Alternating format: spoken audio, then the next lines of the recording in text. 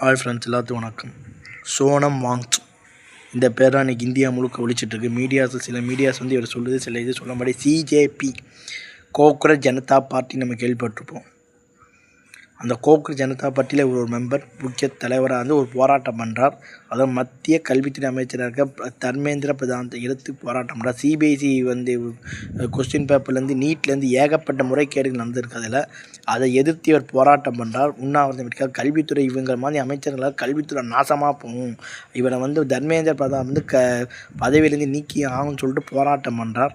இந்த போராட்டத்தால் கிட்டத்தட்ட 21 நாள் உண்ணாவிரத்தில் இருக்கிறார் இவர். இதனால் இன்றைக்கி அவர் வலுக்கட்டாயமாக போலீஸார் வந்து தூக்கிட்டு போயிருக்காங்க. இது வந்து ஒரு மிகப்பெரிய ஒரு பரபரப்பை ஏற்படுத்திட்டு இருக்குது.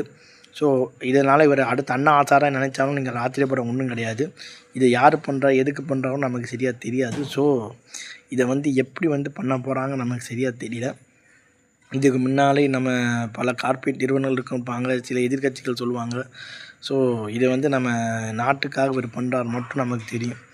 இது வந்து பல பேர் உருவாக்கிட்டு இருக்குது தமிழ்நாடு அரசு. இதாவது தமிழ்நாடு அரசுன்ல தாவேக்கா எப்படி ஜெயிச்சா, ரீல்ஸில் ஜெயிச்சா, அது மாதிரி இவங்களும் ஜென்சி இளைஞரோட ஒரு வாக்கை வாங்கிட்டு அதில் ஜெயிக்கிறதுக்கு வந்து பார்க்குறாங்க.